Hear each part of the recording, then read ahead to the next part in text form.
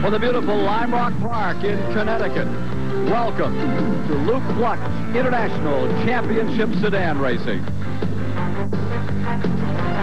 Hello, everyone. 26 cars are here, and there's a big surprise for this competition. For the first time, a Mazda MX-6 is on the pole. California, Sacramento, California's Dave Jolly is there. This is a bit of a historic moment. Well, the MX-6 is new in the class this year. We've had 2 races. This is the 3rd. So we're real pleased to have an MX-6 on the pole. Well, he's a 3-time winner. He's been to Lime Rock before. You have a new chicane halfway around this course. I think that's going to give you fits. Well, it'll be a little tougher for us because the MX-6 is turbocharged, but it's a little bit bigger car than the Acuras, who are our toughest competition. Dave Jolly, good luck to you here today. Let's go to the men who make the call of the action. Here's Mike Joy and Bill Adam. IMSA's International Sedans take center stage on what is arguably the prettiest road race course in the nation. But, Bill Adam, it's also one of the most treacherous. Well, it certainly is. This is a track that really can catch you sleeping if you're not on top all the time. There's a lot of decreasing radius bends and very difficult corners, very blind corners, so it's very challenging for these fellas. Since its early days in the late 60s, International Sedans has been a manufacturer series, and we have several here to slug it out. And it seems to be getting better and better that throughout the last year, the Acura's got a bit of a dominance going, and now the rules makers have done enough to try and equalize it by giving them a little bit of a weight penalty, as well as allowing a turbocharged Mazda coming in here, and we have a Mazda on the pole for a change. Mitsubishi, Oldsmobile, Nissan, Dodge, and other makes are also here in this great series for small sedans. What makes Lime Rock Park such a difficult track to drive well? Let's take a look. An overview of this 1.54-mile road course really doesn't show how difficult and complex this track can be. Turns 2 and 3 as you enter onto the back straight really doesn't approach a straight at all. It's up and down and swooping all over the place, and at the end of that straight, a very fast uphill corner that has necessitated the introduction of a chicane to slow down the speeds. A terrifying accident last year at this spot, and even this year should be a lot slower, but just as exciting.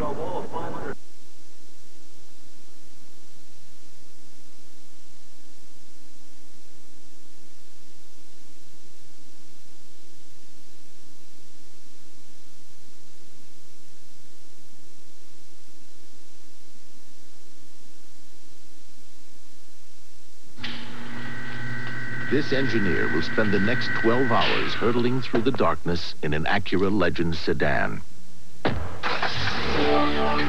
not testing the engine or the suspension. He's testing the interior, making sure that every control is where you need it, when you need it. Chances are you'll never tune the radio at 125 miles per hour. But imagine how easy it'll seem at 55. From Rocky Mountain snow to Florida sun, Quaker State engines don't know when to quit. Mine's pushing 250,000 miles. Quaker State engines run strong and run long. 95,000 miles and no problem. Quaker State is quality engineered to exceed every single car maker's U.S. requirements for maximum engine protection. This car's new. I'd be stupid not to use Quaker State. Quaker State engines don't know when to quit. The big Q stands for quality. Always has, always will. I'm Charles Schwab. All across America, Schwab professionals are working hard to create financial advantages for individual investors.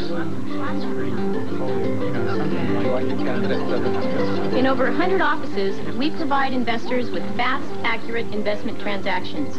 And you know, Schwab helps customers save on commissions, too. Investors want attention to detail and good service. At Schwab, we deliver. Is that at the market?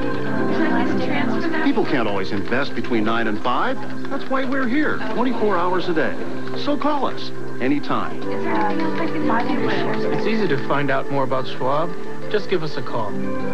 For a free booklet describing Schwab services, call toll-free 800-334-1100. That's 800-334-1100. Coming by and getting a take one behind the BMW M6 safety car. Let's take a look at the starting grid. On the front row, Dave Jolly. He's in the Mazda MX-6 GT Turbo. Parker Johnstone, the defending series champion in the Acura, is alongside. In row number 2, Dennis Shaw, former champion, as is Amos Johnson. They're both in Mazdas. In the third row, Johnstone's teammate, Doug Peterson, Scott Hare, and an Oldsmobile Cutlass. In row 4, PEPE POMBO brings the Nissan 240 SX, and another former series champ, Chuck ULINSKI, has a Mazda. In row number 5, John Norris and Mike Rutherford, both driving Mitsubishi Eclipse automobiles. And back in the 6th row, Tom Little, and yes, the Walter Payton with his familiar number 34. He's in an Olds. In row 7, Ron Polly's BMW and Bill Topping's Mercure. Darrell Ratz and Joe Hutton are in the 8th row, Volkswagens. Pat Pearson's Nissan and Tide Ebding's Dodge in row number 9. The 10th row, a Shelby Daytona for Bill Lambros, Gary Paul Summers in a Dodge. In row 11, Mike Lilly, a Ford Escort. Baldiga and Wagner sharing a Plymouth Turismo. Then it's Jeff Green's Mazda, David Kinsey's Ford Escort, and Mark Krellen and Mike Levin will fill out the 26-car field. Beautiful day for racing, 76 degrees, calm, clear skies, virtually no chance of rain. Green on the trees and thunder in the Berkshire Hills as the pace car pulls off and they come down to the starter's green flag. Dave Jolly on the brake comes down and over and protects that inside line into the Big Bend. Well, he is doing just what he has to. Look at this little action behind him. There's bumping and bashing between the cars, but Jolly had a perfect start. Used the turbocharged power and then blocked the superior braking of the Acura right now. Oh, trouble! Coming into the second of the S's and off the course, sliding along. Dennis Shaw, a teammate to Amos Johnson. How did he do that and hang on to 3rd place? It's a tribute to these cars. They are effectively street cars with all of the bodywork and including the bumpers. They can't take little shots like this. Just shades of NASCAR here. That bump and slam allowed the 2 leaders to get away. In yellow and white, the Mazda Turbo of Dave Jolly up the hill and the quick right into the chicane. Let's take another look back there in the S's as the leaders exit the chicane. Here they come, 3 stacked up. Now Shaw is he's just gonna run out of racetrack here. Yeah, I think what happened, it looked like Parker Johnstone just started to go wide, or maybe made his car a little wider to try and prevent that pass. Jolly had Dennis Shaw had a really good run coming out of that corner. Parker Johnstone was on the line, and as you know, having won a Camel GT race here, that track gets very narrow coming out of the Big Bend, and a little action back in the pack on the front straightaway. One car kicked off into dust, but quickly right back on. Dave Jolly in 81, the Californian. Previously a winner on this circuit, driving a Mazda Rotary RX-3 several years back. Parker Johnstone, the defending champion, and what has been the dominant car of this series, the Acura Integra. And that is the new 1990 Integra, the one that's just coming into the showrooms that they've developed for this season of international sedan racing. And here's the 6th place car, Scott Hare, in the Olds Cutlass Calais. He's carrying our onboard camera today. And I think that's one of the new Mitsubishi Eclipses. Beautiful little cars. Scott Hare is driving, locks up the brakes a little bit there. Scott Hare is driving one of the outnumbered American cars in this series, and we asked him about the foreign car domination in this racing series. Where's my leader, please? Take someone like Acura, they decide they want their car to go faster on the racetrack, and they make major production changes to the production vehicle. And in America, it doesn't seem to happen that way. How right he is. The Japanese react so fast to get a concept to market. Now, just as we're watching that, whoops, and there's number 47 off in the Tom Little out of Decatur, Georgia, in his Dodge Charger. And he's undoing the net. I think he's done for the day. And look at opening the doors. Now, when was the last time you saw a stock car where the doors open? I don't know. I thought I saw a Hertz sticker on the back window. Did he take the license plates off? Well, I would hope he would, yes. Some of these cars are like that. We're riding with Scott Hare around Lime Rock Park. We are in the S's, headed for the right-hand corner that leads, and now you see no name straightaway, and it's not very straight as he gets blocked pretty well. There's a little jick to the right and then a little jog to the left before you come to the climbing turn. Yeah, and we're watching up ahead. That Eclipse is locking up the right rear brake on every hard braking area, just as we watch him go through here. Look at how much Scott has to fight the wheel, too. There's tremendous road shock and back through that steering column. Shifting, gets his hands back up on the wheel. Here he's just bending in. The car is constantly sliding. Now, this is just a downhill corner, the very, very fast section. Little stab on the brakes here, and now hard, full throttle again. He'll be right on the floor trying to carry as much speed as possible. But way up ahead is going to be the weak area for that Eclipse, right in front of us. That's where he's locking the rear brake, so let's just watch. Let's see if he locks them up coming in here to turn number 1. Brake lights on, you bet, there it is. And there he goes. Inside is Scott Hare. Capitalized on that advantage, as any good race driver would notice, and ours did. Bill Adam up here in the booth. That was the point to take advantage. And is that the prime passing place here at Lime Rock, turn one? Yeah, I think it is. Turn one is quite unique in that it's an extremely long turn, and it's actually a double apex corner.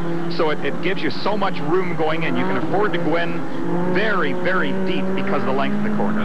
We're back with the leaders. They're out of the chicane in that back straight, and this is West Bend, a very flat corner.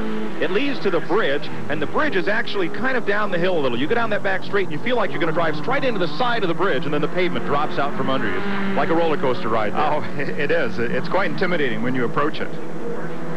You're riding with Scott Hare, whose brother Irv drives an Oldsmobile in the SCCA Trans Am Championship Series. That's most to win a couple of poles. What was that falling off there? Exhaust pipe? I don't know. I couldn't tell. That is the second, or rather not the second place car. We're back in the field with Doug Peterson. And yeah, it looks like an exhaust pipe. Yeah, I think that is an exhaust pipe there. Now I wonder if he's going to get flagged. Yes, now we can clearly see it. Well, we won't have bumper gate here. No, that's definitely going to be costing Doug some horsepower at this point. If he hits that dip, he may be able to lose it coming down the hill. Well, I hope all the marshals are aware of that, and they're putting on helmets to protect themselves, because if that pipe lets go in the wrong spot, it could really be a very dangerous piece. What appears to have happened is the bolts have all vibrated loose that hold that pipe, but there's a retaining strap on it that is still there. Let's go back up front with Dave Jolly and Parker Johnstone, the series champion, at the end of the no-name straightaway, climbing the hill. First and second place. Boy, Johnstone just hasn't let go. Oh, this is really probably one of the finest battles we have seen this year, if not last year as well. Just excellent driving on both their parts. And they continue to go so smoothly that you don't really get an idea of how hard they're working until we get into Scott Hare's car with the in-car camera. There you can see some of the punishment they're going through. As they come back to the front straightaway, a look from the top shot at Dave Jolly and Parker Johnstone. If you love cars, you'll love Auto Week, the news weekly of motoring. Every week, Auto Week puts you inside the world's most exciting cars. GTs, sports sedans, collector cars, 4x4s, front drivers.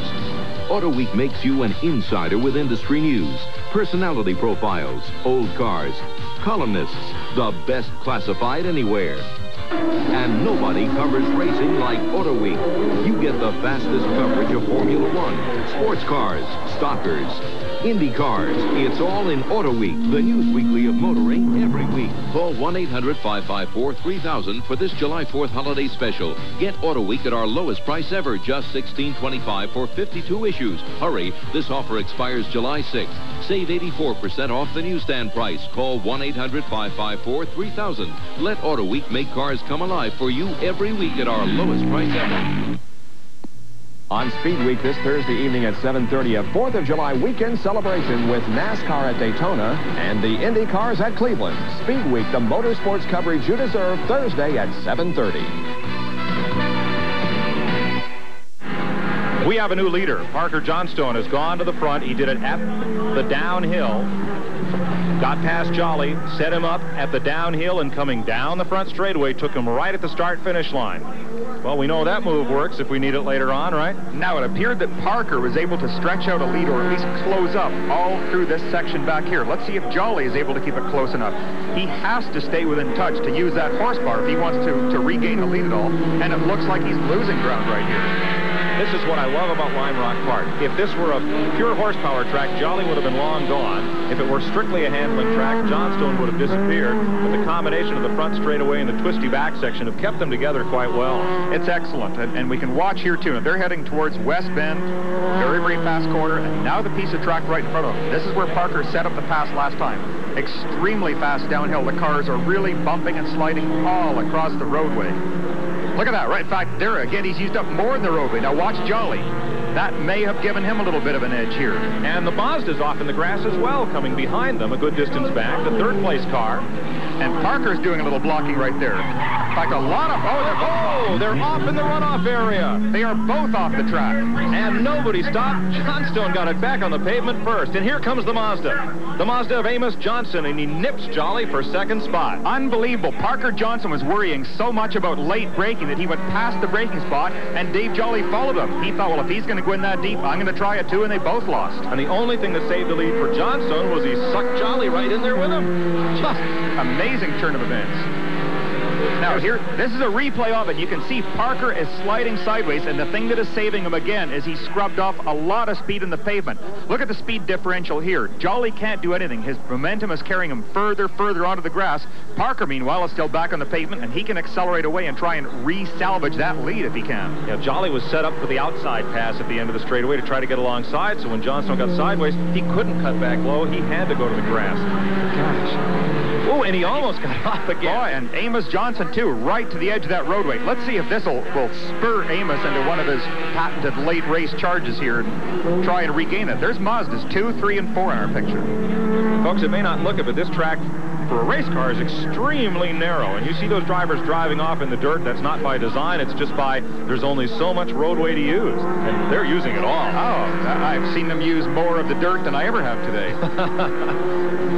That is Amos Johnson, former series champion, winding his way through the S's. He's the new second-place car. And Amos Johnson talks about getting into a good spot and being able to protect his position.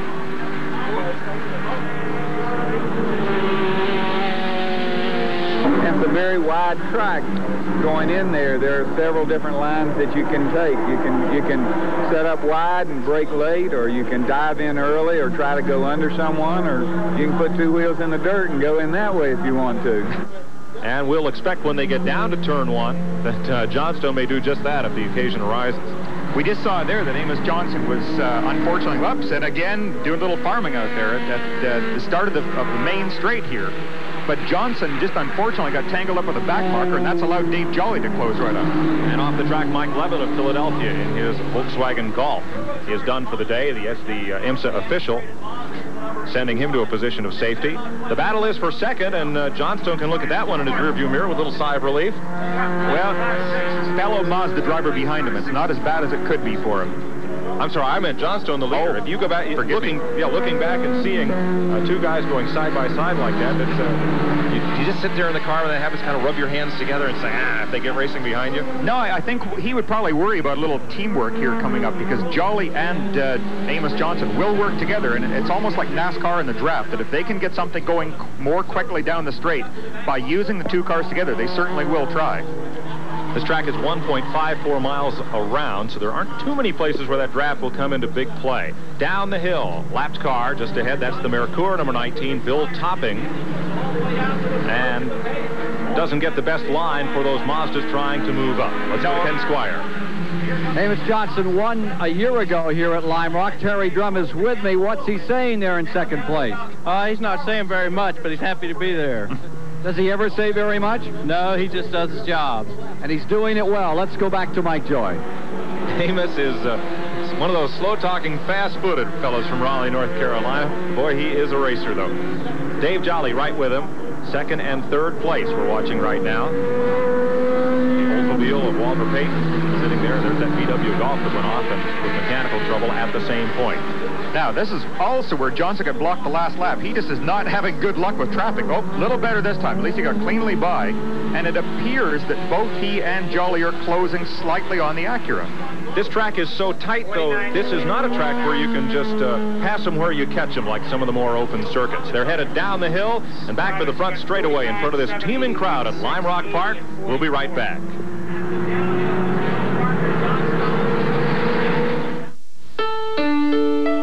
Buying a car means asking yourself a lot of important questions. But the way we see it, there's really only one question that matters. The one we ask ourselves again and again when we were designing the 1990 Acura Integra.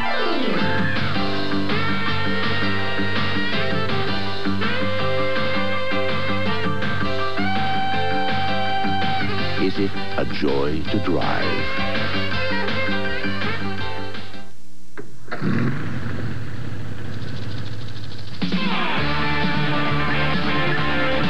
Moon goes up, sun goes down, ramble on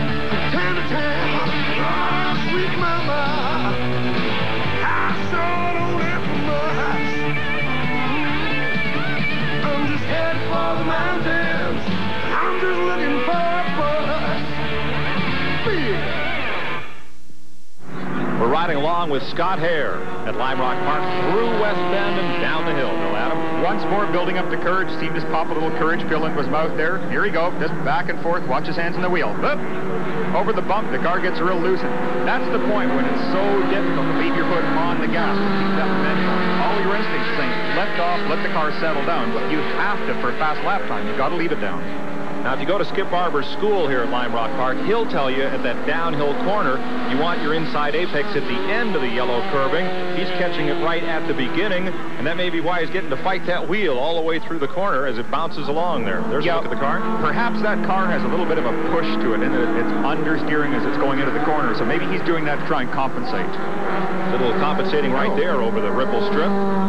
Down the back straight, no name straight. And that is not his father's Oldsmobile. No. We're back up with the leaders. Amos Johnson is going to have a look at the lead down here in turn one and draws ever closer. Boy, we have a fight. Parker Johnstone in the Acura, 27 years old. First back-to-back champion in this series and his fourth career title in 1988, trying to back it up here in 89 in those Mazdas, trying to do everything they can to keep him from it. Well, Amos has really got the bit between his teeth. He is closed right back up here now, and I expect he'll take a shot maybe down the front straight next lap on passing Parker. Look at this, pressuring right on his bumper. Now he is closed up on Parker through the tightest bit of the track. Their horsepower isn't really helping him at all. He's just going very quickly through the corners. Whoops. Shooting a few rocks at him. Now watch this. This is going to be a pass. West Bend, and Amos Johnson takes the lead in the turbo Mazda. And look at Jolly. Jolly's trying to set him up. Jolly's got him too. He's got the line. And Johnstone is hung on the outside. And gives Amos Johnson an advantage there. Just fantastic racing action going on here. That little mistake that Parker Johnstone made coming out of the chicane where he got onto the dirt, the tiniest little bit of momentum that gets lost, and that's what happened. Amos slides by, and then Dave Jolly gets by. We're racing here on Memorial Day at Lime Rock. There's no Sunday racing at any time here in northwestern Connecticut, so Amos may have spent Sunday watching Darrell Waltrip, late race charge to win the World 600, fellow Southerner, and picked up a tip or two. If he did watch, he certainly got inspired by it all. Or maybe he went practicing in downtown Hartford. I don't know. Dave Jolly in 81, the second place car, has kicked Parker Johnstone back to third in the Acura. Mazda, Acura, and Mazda, the blue and white car of Dennis Shaw, is fourth. Amos Johnson at number 7. 81 is Dave Jolly. It is Mazda, Acura, Parker Johnstone, and getting up ground, the Oldsmobile, and here's a BMW. That's right. That's with one of those forward tilting noses. It's car number 21, Vaughn Polly of Columbus, Ohio. He's lost the hinge and the pin. Either that or he's running way too much front wing on it. I'm not sure which. Jolly has led this race once for 23 laps. Parker Johnstone in front for 7 circuits, and now Amos Johnson for 6. Really amazing, and this is as big a lead as we've had in this entire race. Just a tribute to the rules makers. They're keeping it extremely close. Mazda, and Acura. And third place is closing up there, right behind our leaders. There's Amos Johnson working the lapped car. Johnstone, that's the red car back there in third, the white and red machine, rather, back behind our race leader. Yeah, and I think I just saw Dennis Shaw passing us. I believe Dennis Shaw has now got his Mazda into third. Yes, there it is. He did get past. Here's Amos Johnson and Dave Jolly up front. Behind them, coming into view, Dennis Shaw has moved up to third, and it's Mazda 1, 2, and 3. The Acura is now back to fourth. Johnson and Jolly. Here's the battle for third coming up. One of the lapped cars moving past, Darrell Ratz out of Minnesota. There's the third and fourth place machines, blue and white. That is Dennis Shaw, having passed the Acura of Parker Johnstone. Third and fourth place battle right here through the chicane. Well, Johnstone has just had his fill of those Mazdas today. Oh, he must feel like he's seeing double and triple. Every place he looks, there's a Mazda, and at this point in the race, they're all passing him. And two of them, Johnson's and Shaw's, are painted alike, so double vision. There's Dennis Shaw coming off the corner, former most improved driver in this series, and series champion in 1985. Up front, Johnson. He's got a challenge from Jolly with 2 to go. Jolly realizes, because Jolly will be in touch with his pit crew, he knows exactly what's happening. He knows there's 2 laps to go, and if he's going to make his move, he's got to do it. But, of course, he doesn't want to jeopardize hitting that car and taking both Mazdas out of the picture. Johnson and Jolly, the two front runners. One from the East Coast, Johnson, one from the West, Dave Jolly. They're coming around with 2 to go. It'll be 1 to go this time by. Is Jolly close enough? I think he is. I think he's taking a look right now to see. See, there he is, just a feinted, a little inside move there, seeing if Amos might respond to it. But he has a very cagey driver in front of him. Amos Johnson has been around for a long time, and he knows both his car and his talent. West Bend, that's where Johnson took the lead from Parker Johnstone with a pass there. Jolly hangs it out just a little bit, and they come down the hill. I would expect if he's going to try it, he will do it going into turn 1. He'll try and get a good run down right now. He may even get a chance this lap. How much momentum do you lose when you get too off in the dirt like even that? 1 or 200 RPM is going to cost you 3 or 4 miles an hour. And it has. Here comes Jolly storming up the outside to turn 1, the big bend. Oh, amazing. He's trying. If he can hold it on... No, he can't. Can't quite hold it on the outside, so he's got this lap to try it on. Last lap. The left-hander. Start wide, cut in low, and Johnson cut in early to protect the inside. Now, Jolly obviously feels that he has got more brakes than Amos because he's closing up every time. His next good spot will be at the end of the straight, and I think with a clear car length advantage, he's not going to try it here. Back straight away. Climbing turn, banked, if you will, as it comes up the hill. A little bit of brake smoke, perhaps? Just a touch. Now he'll go through the chicane, try and get as much momentum out of this as possible. 2 more chances for Dave Jolly at West Bend, lap car in the way, and at the downhill to the front straightaway. It won't happen here at West Bend.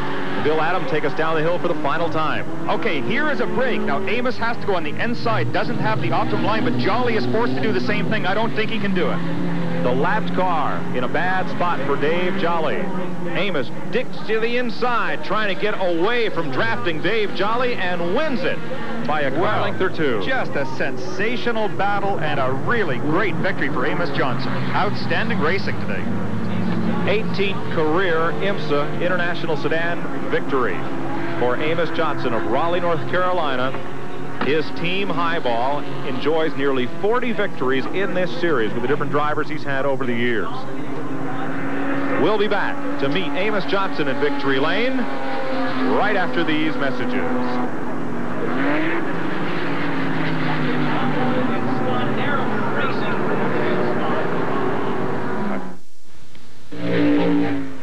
Only Auto Week, the news weekly of motoring, makes cars come alive every week. GTs, sports sedans, collector cars, 4x4s, front drivers. And Auto Week makes racing come alive every week. Formula One, sports cars, stockers. Auto Week brings it home fast, days after the race. Auto Week makes you an insider with industry news, personality profiles, columnists, the best classified anywhere. Let Auto Week, the news weekly of motoring, make cars come alive for you. Call 1-800-554-3000 for this July 4th holiday special and get Auto Week at our lowest price ever, just $16.25 for 52 issues. But hurry, this offer expires July 6th. You save 84% off the newsstand price. Call 1-800-554-3000. Let Auto Week make cars come alive for you every week at our lowest price ever. Now you can own the car you've always dreamed of. Call in your bid during a live toll-free telephone auction. It's the Collector Car Classics, Friday at midnight Eastern, live on ESPN.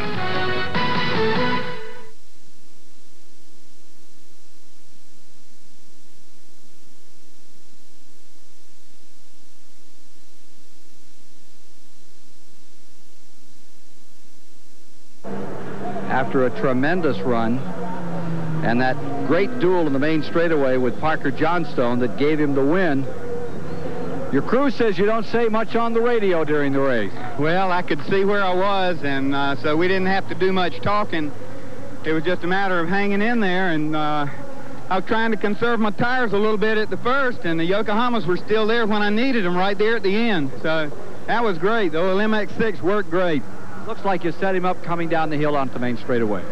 Well, we got boxed up in a little bit of traffic, and I saw that he was going to hit the traffic, so I slowed down a little bit early so I could come through the last turn full tilt, and boy, it worked like a charm. Then I had to beat him off with a stick. As always, well driven, Amos, well driven. Thank you.